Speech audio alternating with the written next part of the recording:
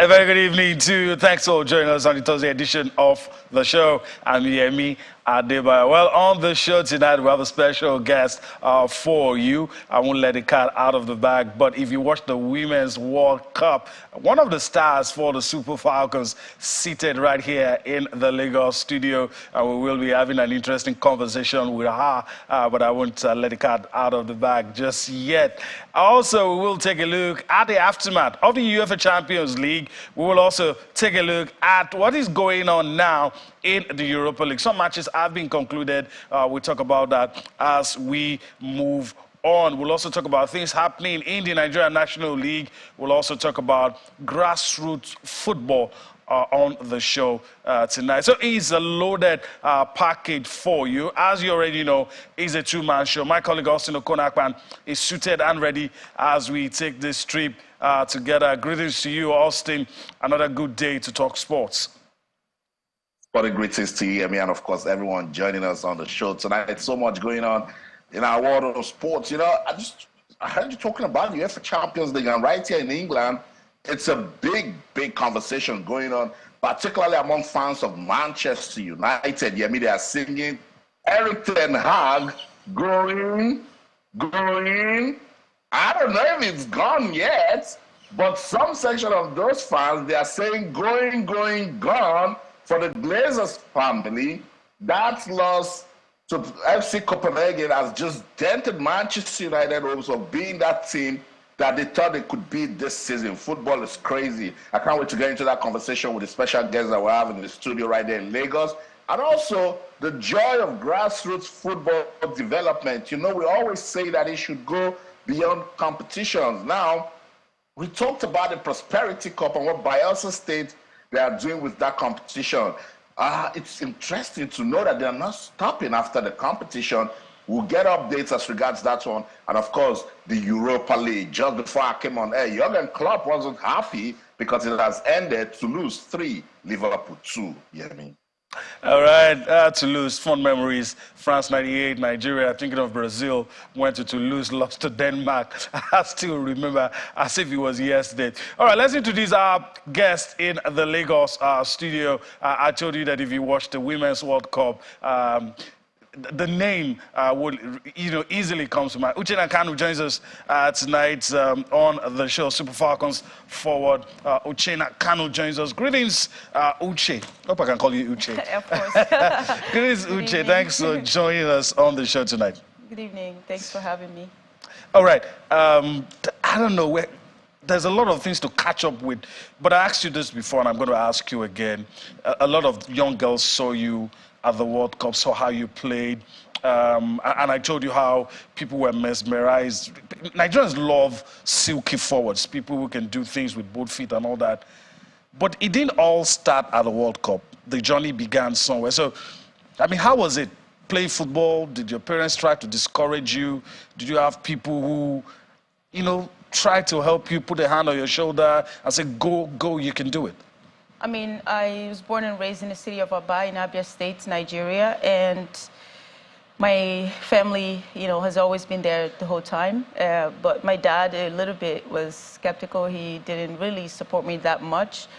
He would yell at me when I would run out the house to, train with boys and just go in the street just to have fun. As a little kid growing up, I just have so much passion for this sport. So I would just, disobey my dad and just go out and just play anyway. So he was the only one that gave me like a little bit of tough time growing up. But my mom was always there. She would tell me a story about her having to play in her days and things like that, scoring with her head and, just making it more fun for me. And, just thinking about all of that, I think my family has been there the whole time, every step of the way. And fortunately, my dad is not there right now to see what I've been able to put up, regardless of how much he tried to stop me. And I wish he was here right now to see what I was actually chasing and not just doing it for fun or for anything else. So, yeah. You talked about Aba. We'll get to Aba as we progress with this conversation. You're doing some things that we'll probably love to spotlight here. But I also want to ask for you to my colleague Austin. I mean, that journey, love for football, at what point did you think I can make a career out of this? I think just playing in the youth games, youth fun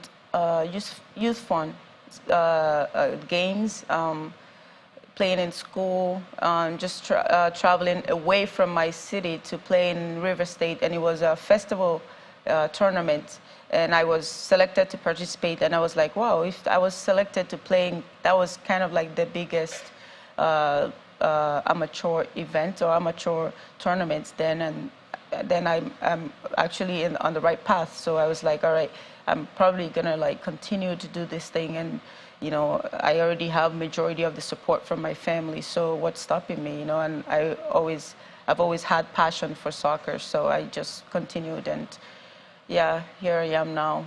I played U17 2014, U20 2014 as well, and I got a scholarship to play in the US in 2016. So since then, I'm like, it is my dream, you know. I'm living my dream, and I'm really, really grateful for that. All right. Yeah. Okay. Uchenna Kanu, good to have you on the show. Thank you so I was much. just saying, where can I get into this conversation? And then you started talking about how you started, and bang, you mentioned you got a scholarship, and today you are that super duper star. And a lot of young girls are looking up to you, Uchenna Kanu.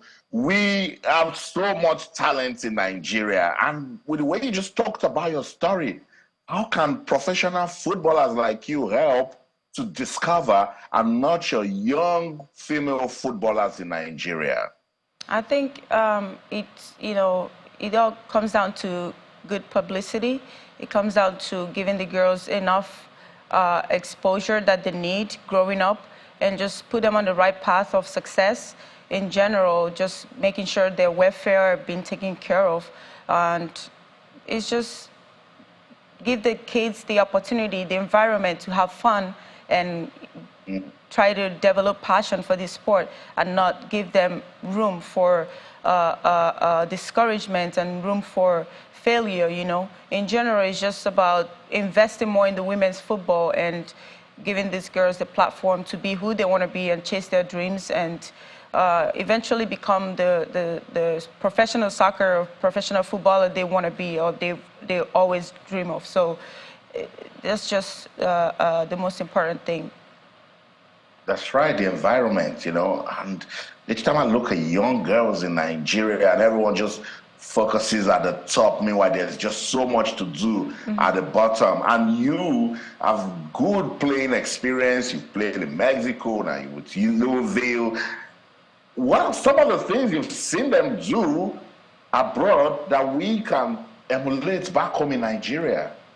I think the facility, just providing good and safe environment for these girls to practice, and of course play the games as well, and just giving them room for innovation, education, and just keep teaching them and helping them grow to the right path that they've always wanted to be in. So I think it's just it's all about investment, you know.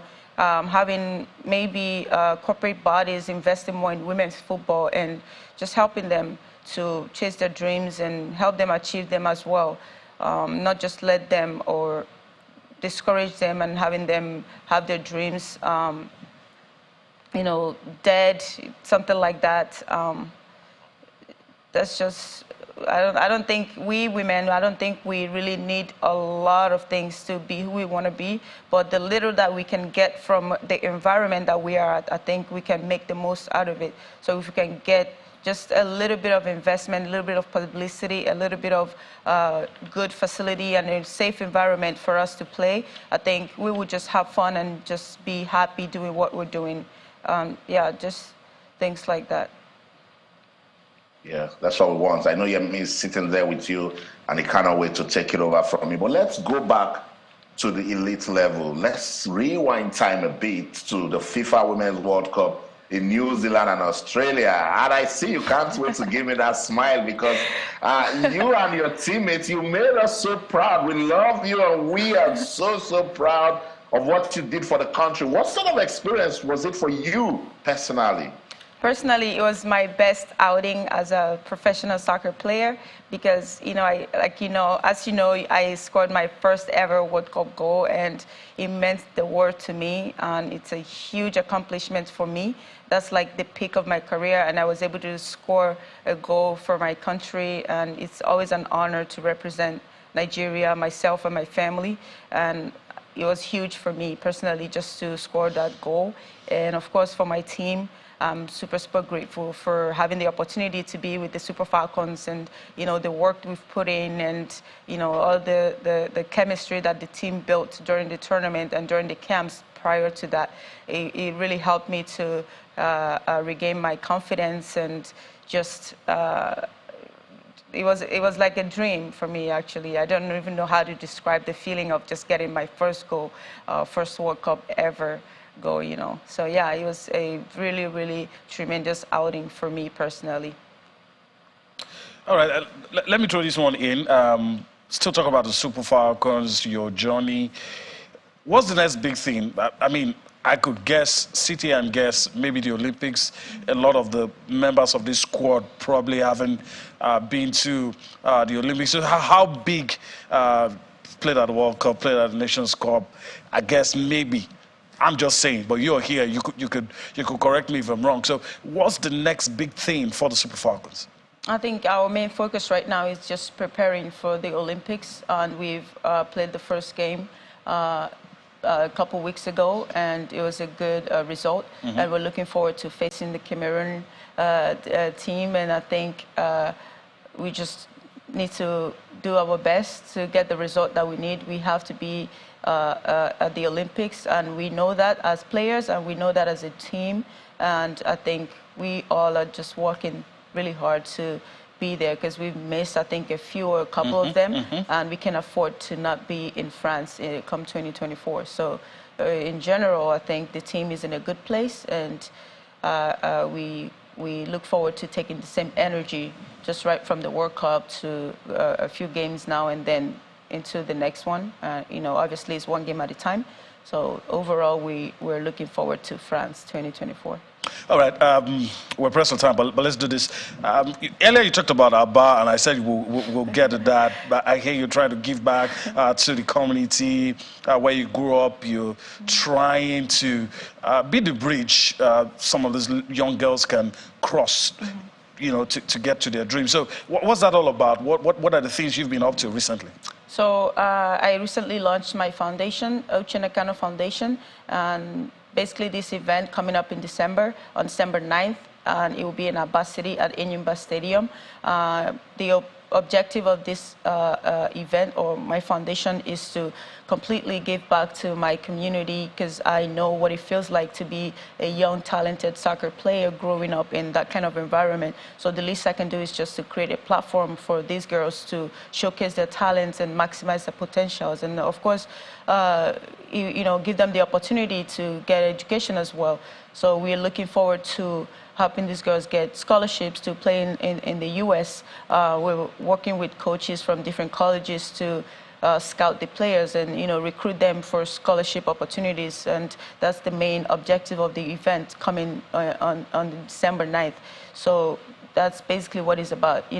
Our goal is to have this event every year and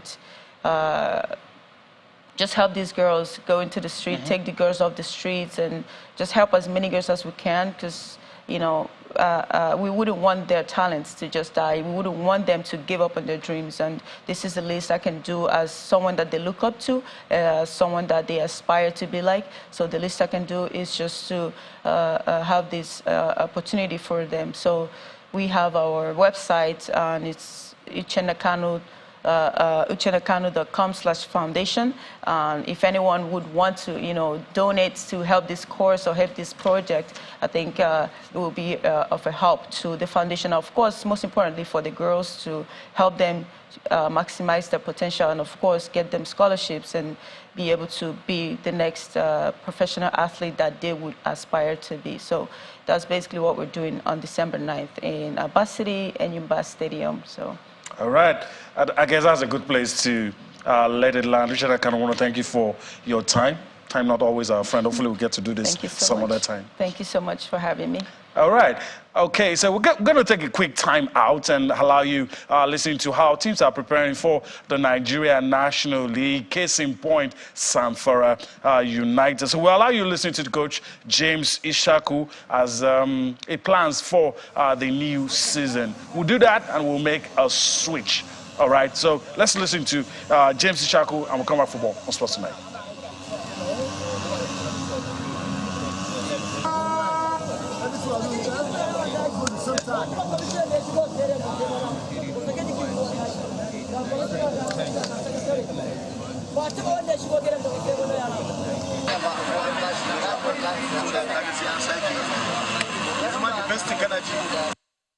We are prepared.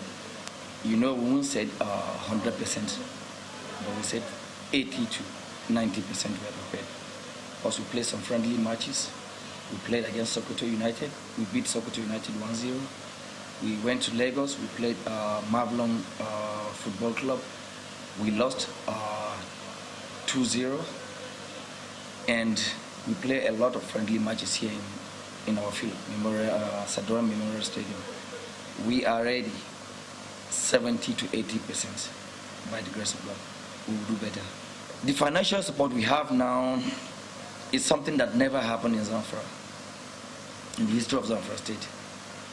The state governor is willing to pay the players almost 100,000, first category, second category 80,000, which never happened in Zamfara before. In the history of Zamfara Football Club, Zamfara United Football Club, it has never happened. So the caliber of players we have now, I believe our players will perform very well. Last season, not even players' allowances. Even the football, the team, they have the training materials, zero. They have nothing. The matches allowances, zero.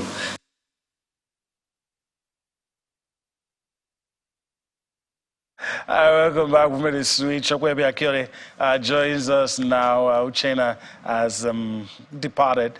And she said a lot of interesting things. We'll get to some of that later on. But Okwemi joins us, and you had the pleasure of listening to the Zamfara United manager, James Ishaku, as we prepare for the opener of the Nigeria National League. Your thoughts? Good evening once again. Yemi, thank you for having me today. I've always felt like we've lost it when it comes to the NNL and the NLO 1 or 2, because those are supposed to be the breeding ground for the next set of players that are moving to the NPFL. Yeah. And so I've been, I don't want to use the word unfortunate, but I've been lucky enough to see some NNL games in this country, and I feel we're just joking. We're not even prepared. We're not ready to go through that movement where we can trust players that will come through from the NNL. Because they've passed through and they know the basics. The politics that is going on, even the NNL itself, not even talk about the NLO, the politics going on in this same country. You know, some clubs didn't want other clubs to come into their games, into the arena with cameras to cover their matches. So we've seen all of these problems. But I feel we can just continue to make baby steps. For Zamfara United, they're pretty familiar, name with a lot of us. And then I just feel all of these complaints, I hope that as long as they continue to rely on state governments to sponsor them, you just put your mercy you just put yourself at the mercy of the state government. If the government says, hey, there's no money, we have projects we want to do, the club is cash-staffed, and there's nothing they want to do about it. To execute a single game in the NPFL in this country, or in the NNL, or in the NL, either 1 or 2, it's a lot of money. It's a lot of money. Especially when you don't know what you're getting back. That's another problem. You're not even sure if you are getting anything. We could go on and on and on and on. A lot to talk about. We had the pleasure of having the CEO of the Nigerian National League a few days back, and he talked about a lot of this. So we're hoping to see a new dawn when the new season begins. Let's go on a break right about now. When we return from that break, we'll still talk about the NLL, talk about grassroots football. Then we'll go straight into the aftermath of the UEFA Champions League, and of course with the Europa League currently going on. We'll do all of that when we return from this break. All right, welcome back. We're still on the matter talking about football in Nigeria, grassroots football development, to be precise. We talk about the Nigeria National League. I'm trying to resist the temptation of talking about the problems. We're hoping to see a new dawn. We had, like I said before the break, we had the pleasure of having with us the NNL CEO a few days back, talked about the things they want to do. You could be tempted to say we've heard that before, but then again, we are hoping for a lot of positives when the league starts in a few days' time. So I don't know if Austin shares, I can't call it optimism, but hope that things will get better. I don't know if he has that, because we need to get it right from the NLO before we can even talk about getting it right with the Nigeria Premier Football League. Don't mention the NNL yet. Let's just stay with the NNL. And at the NNL level, I'm still worried. I have zero confidence on that league, and that was why I wanted the CEO, Emmanuel Atatu, give me some level of assurance. He did, but am I convinced? No. Listen to what Coach Ishaku said about Zamfara United. When he was talking in my head, I'm like, is this a professional football club? Is this a club that wants to gain promotion to the top flight, to go play in the Nigeria Premier Football League? What does football mean to the state government? For these young guys, it's a lot. It's not just an avenue to showcase their talent. They're just looking for ways that they can take care of themselves and their families. And that's what we can do with football. But when you hear the problems at this level, sometimes to even have jerseys, sometimes the players buy their own boots, buy their own shinga, get their own football hose. Is that a football? Is that a professional football club? And the painful thing is the financial misappropriation that goes on with the football clubs.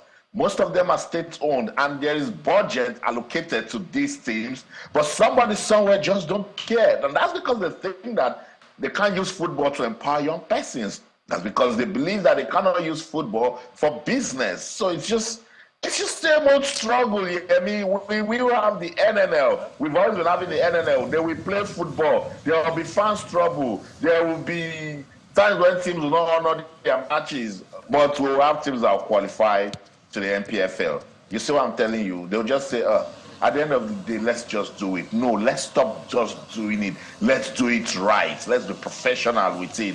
I'm tired of trying to compare Nigeria with what's happening here in the United Kingdom. Let's start looking at Morocco, Tunisia, Algeria, South Africa, Ghana. Just look at what Rwanda. Look at what some teams in Africa are doing, to empower their young persons through football. So, confidence level is low. The NNL, same to me. And until we come to the realization that it's not when you get so many persons to the party that the music will be nice and you get the best dancers. Sometimes you need to just have it small to celebrate your wins. So best wishes to teams participating in the NNL, and for the NNL, it's time to make a change, and I hope they do. Let's talk about grassroots football development. And in some way, the NNL is still part of that, because if we have a holistic view on how to develop football in Nigeria from the community level, talk about what happened with the Prosperity Cup. The Prosperity Cup in Bayelsa State started in 2015, and there was this will to keep it going. The Prosperity Cup now has given birth to the third edition of the Governor Doyediri Scouting Tournament in Yenagua. Now they play football and bring in scouts, professional scouts from all over Europe to come and watch young persons and to judge for yourself. Who do you like? Who do you think are going? Look at them right there. They don't joke with it. We've got, according to the press release from Bayelsa State, they've got scouts from Newcastle, scouts from Wolverhampton Wanderers, scouts from Watford, scouts from the Netherlands. And look, this is part of the executive decision from the governor office saying, let's use football to empower young persons. Don't forget, Governor Doyediri, before he became governor, was commissioner for sports.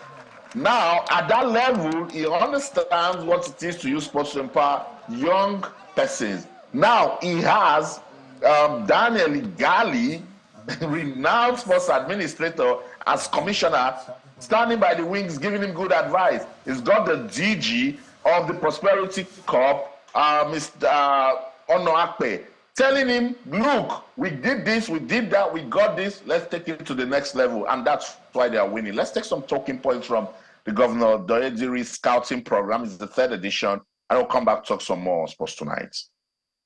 The scouts were so excited that at the end of the day, 11 players, 10 and a goalkeeper, have been screened and shortlisted to go abroad.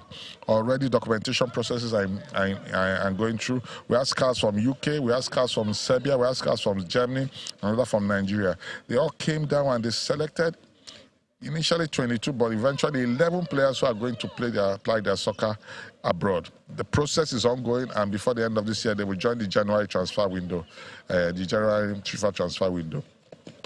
The exciting part about this is that at the end of the day, what happens?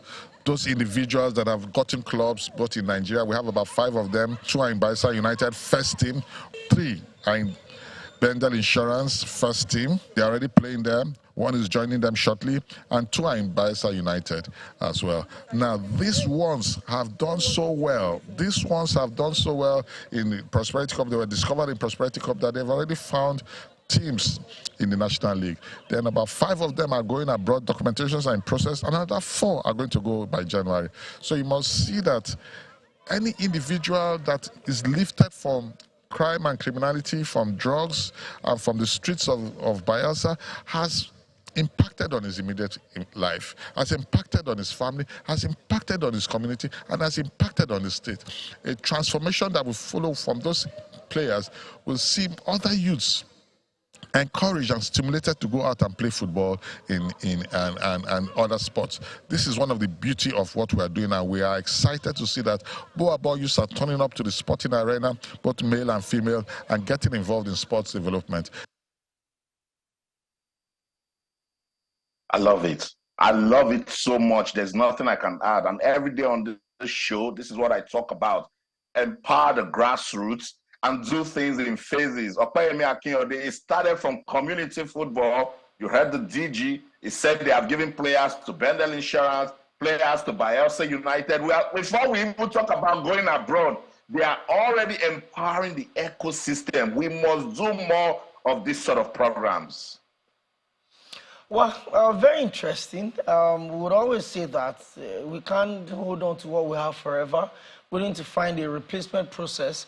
And then, you know, if you look at growth of certain Super Eagles players, I mean, I was talking to a friend of mine a couple of weeks back, and I said each time I look at Kelechi Iheanacho, I look at Victor Osimhen, I looked at how they've been able to grow through. Remember, Kelechi Iheanacho, the under-17 winning, you know, World Cup team, got straight into Manchester City at a very young age. He had big players like Vincent Kompany, David Silva mentoring him, Arturo helping him grow. When we come back home, I will try to do these little things. It's about consistency, it's about commitment, it's about understanding the fact that Nigeria should by now have the highest number of players that we are exporting at a big stage, and we'll continue to make money from that. If the government feels let's empower the grassroots, let's take it home, let's take it down, let's try to bring up new talent. And like you said, a lot of clubs like in Nigeria don't even have functional academies. So, I mean, I just feel we can get it done, and I hope that we'll get it right one of these days. One of these days. I hope it won't be too long. All right, let's move on now. We are pressed for time. Let's talk about the UEFA Champions League. For Arsenal, the Gunners, no complaints about the VAR this time. Good win over Sevilla, 2-0 victory. Some injury worries for the team, but they were still able to get it over the line to, of course, Bukayo Saka and Gabriel Martinelli on the score sheet for the Gunners. Let's listen to Coach Mikel Arteta. Of course, very delighted with the win. We'll come back to talk some more about the aftermath of the UEFA Champions League. It was just a kick, and I was told by the physios from the radio he wasn't happy to continue. So he had some discomfort, but hopefully I want to assume that he will be okay. I don't think that's going to change, especially the way he plays and the way he attracts players. So he better get used to it, because I don't think that's going to change. More of the really good things that we did in Newcastle.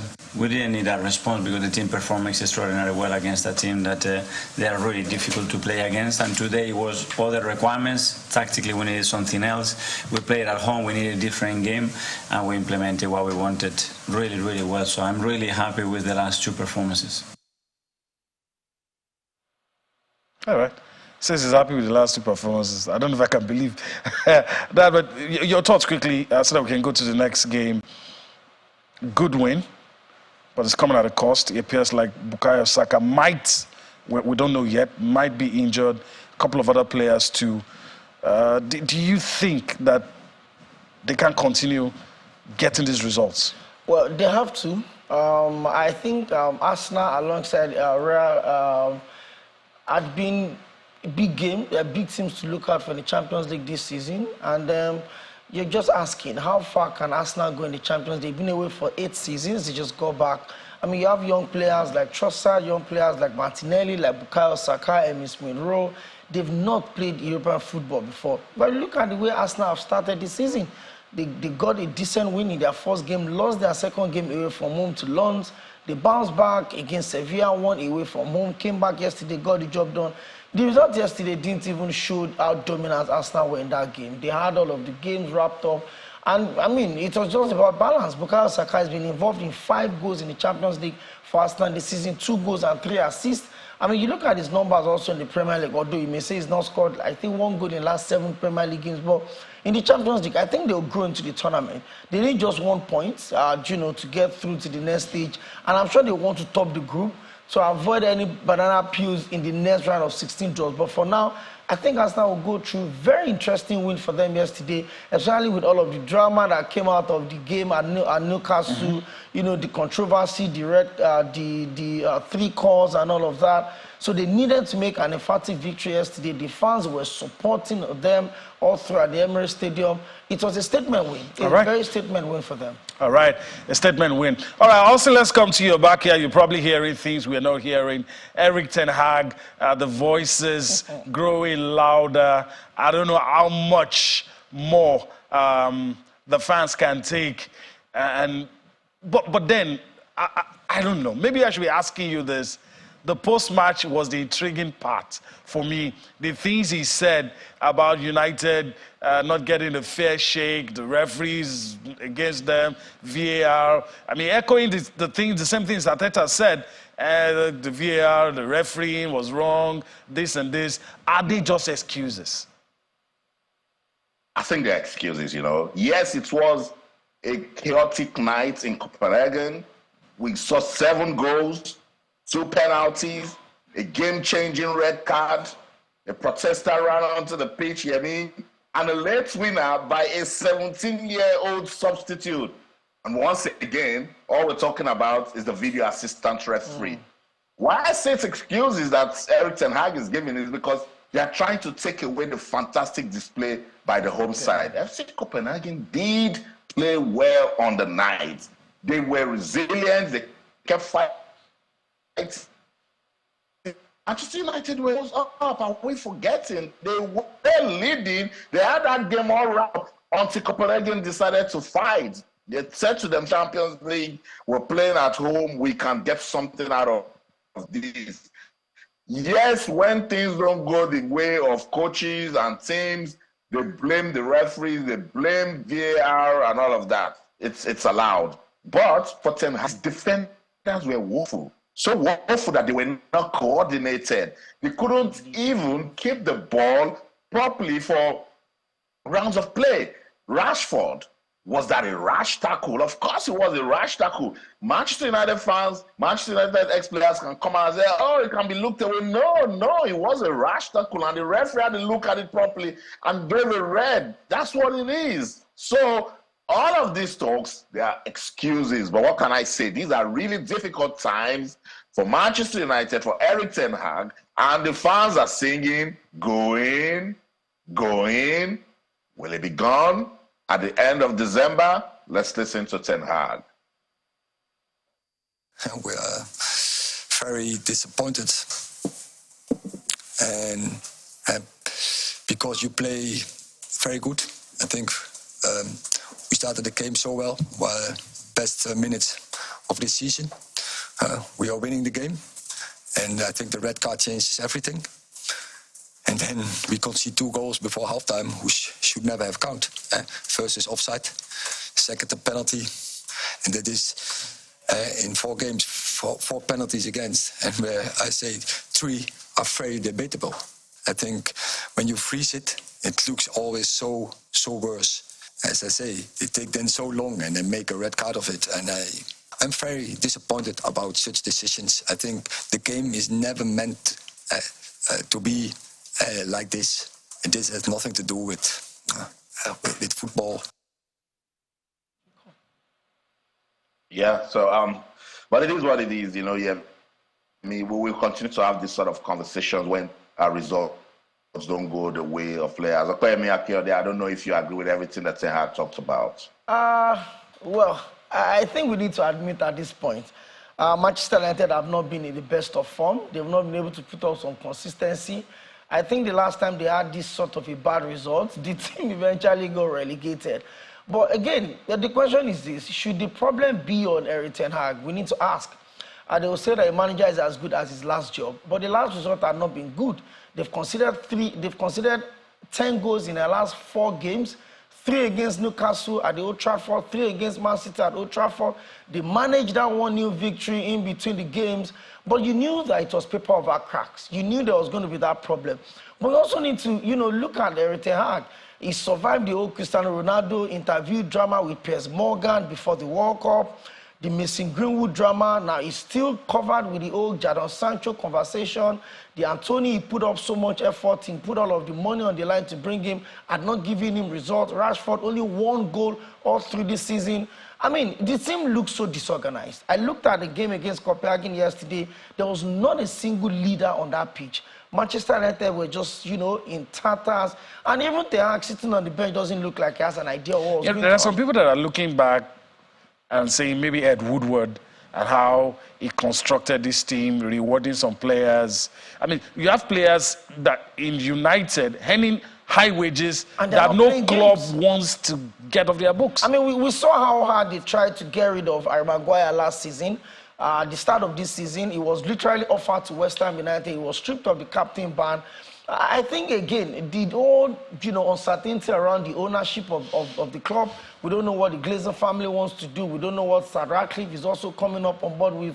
There's just been some pocket of distraction. Austin said we should not downplay what the guys from Denmark were able to do. Let's listen to the coach of FC Copenhagen talk about the game. Then, of course, we'll come back to talk some more about the aftermath of the Champions League and, of course, take a look at some results, selected results in the Europa League. If there is something that is called luck in football, then we got it today, but we also hunted. The game today, the early goal, make us very, very shaky. We are the second best team on the pitch in the whole first half until the red card. That, of course, changed momentum for the next 15 minutes in the first half, where we scored 2 goals. I'm not satisfied with the start of second half, and it's first after the 3rd goal where we do enough to push and to go for the win.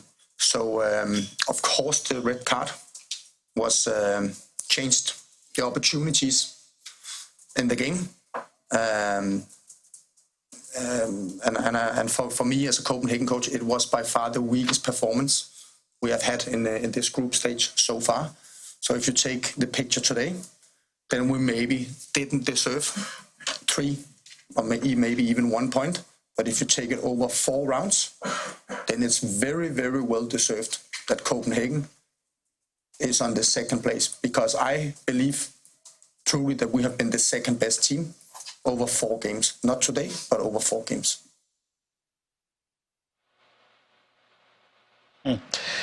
Wow. I mean, some would say rubbing salt in injury. And, okay, quick one. We're pressed for time. I can't begin to dissect what the man said, Jacob Nestrup, the FC Copenhagen manager. But do you think Manchester United, with 2 games to go, just 3 points, can they qualify? Can you do that for me in 30 seconds? It's a tough ask. I don't want to be pessimistic, but you look at how bad they've played. They had this game yesterday. They had to just get the 3rd goal, secure it, and put it off. They will struggle. But then, in the Europa League is there. That was where they played last season. So maybe they just want to go back to their familiar terrain. But, I mean, it's going to be difficult to come out of that group. It's going to be difficult, Jamie. Very difficult. All right, Austin, let me just quickly throw this at you. It's my opinion. Talking about the Rashford incident, it was dangerous, but the intention wasn't bad. It wasn't looking. It's a red card offense. It's not excusable. So on the balance, you could say, well, if he was on the field, maybe they wouldn't have lost that game. It was a well-deserved red card, it must be said. But I don't think the intention was to hurt. It just wasn't looking. I totally agree with you. I mean, and you used the right word. There was no intent to carry out that act. You know, he was just trying to go for the ball. And that's similarly to what happened with the Romero's red card. Remember that Tottenham-Chelsea game? And Romero in fact, Romero touched the ball. He was strong on the ball and still got the ankle, and the referee gave him a red. Rashford didn't even touch the ball. But yes, no intent. And so when fans are coming out now, and even Eric Ten Hag is trying to blame the referee, or Paul Scholes saying it wasn't a rash tackle, I'm saying, what are we talking about? Is it you condemn the legs of the player? Yes, it was a well-deserved red. Did Marcus Rashford intend to go that rash with the tackle? No, but it's football, it happened, and yes, he deserved to get a red card, and whatever happened, you know, afterwards happened, you know, but shout out, I choose to say well done to Copenhagen for, you know, giving that game the sort of mentality that they gave it and went on, you know, to win it. So we saw some beautiful results yesterday also in the UEFA Champions League. Real Madrid beating Braga by 3-0. There was also that important game Bayern Munich needed to, you know, show some superiority once again. It was a difficult one against Galatasaray, but somehow they managed to win it. Napoli and Union Berlin ended 1-1. Surprise, surprise. Well, hey, it is what it is. So that group now looks like a bit tight. The Arsenal group looked good for the Gunners with that win over Sevilla. If we've got some time in 1 minute, let's just run through what's going on in the Europa League. Almost half-time in the game between Freiburg and Baka Topolo, 1-0 in favor of Freiburg. The game between West Ham and Olympiacos is still goalless. That game is in its 40th minute. Ajax lost at home to Brighton. Brighton needed to show that they can make it out of that group, and this is a fantastic result for Brighton. The game between AEK Athens and Marseille is 1-0 in favor of the visitors, and that's Marseille. Rangers 2, Sparta Prague 0, and I told you that Toulouse defeated Liverpool by 3-2. It was a very difficult game for Jurgen Klopp because he was also asking some questions as regards the officiating. So much games going on in the UEFA Europa League, but that's how much we can take. Yeah, I mean, I don't know if we've got a minute or two for Okoyemi to, you know, comment on some of the results. No, I think it's time to go. That's the show in London. I'm Austin Okonakwan. In everything you do, remember, let's keep talking sports. Bye for now. All right, it's a wrap from Lagos. But first, I want to thank Okoyemi for his time on the show today. Thank you, Yemi. Hopefully, we'll do this again some other time. Sure, we should. All right, that's the show today. We hope you did enjoy everything we've been able to bring to you. We'll be back again tomorrow, one more edition before the week runs out. I'm Yemi Adebayo. Bye-bye now.